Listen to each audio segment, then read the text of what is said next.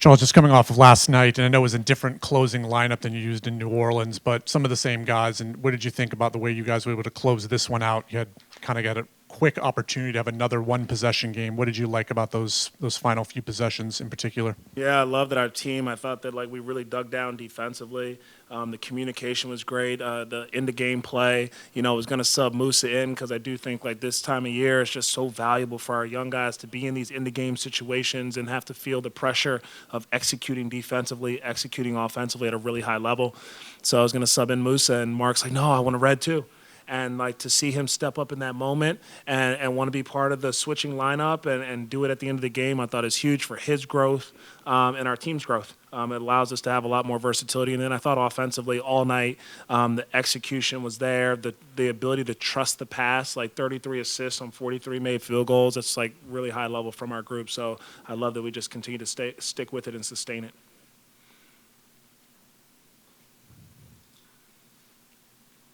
Yeah, I guess to pick up on that, what a game like this, you mentioned the younger players trying to, I guess, learn how to win.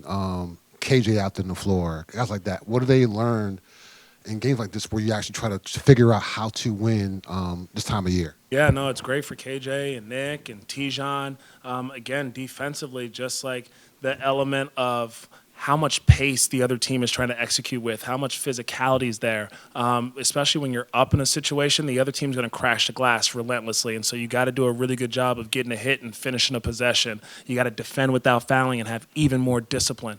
And so like those little things that matter throughout the whole game, but at that point of the game, the stakes are elevated. And so I think it's huge for them to be in that situation. Then offensively, to take a shot in the second quarter with a 5-point lead or down 5 is a lot different than fourth quarter with a minute left. And for Tijon to step up there and knock down those free throws and KJ to drive and get an assist, I think it's huge. And, I love that mixing in Miles with that group is really good too, where I just see him communicating and talking and helping us get into some things. So I thought it was just a great effort by all.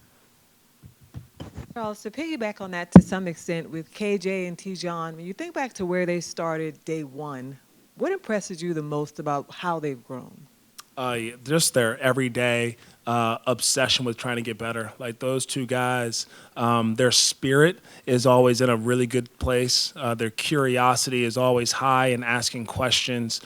Their care factor, I think, about their teammates, about their craft, about the game of basketball, shines through in their everyday work. A simple weight room workout, I see them attack that the same way they take attack a film session and their attention to detail. So it's no surprise to me how successful they will continue to be in this league because they put in the work, and you're going to get out of this game what you put into it, and they put a lot into it.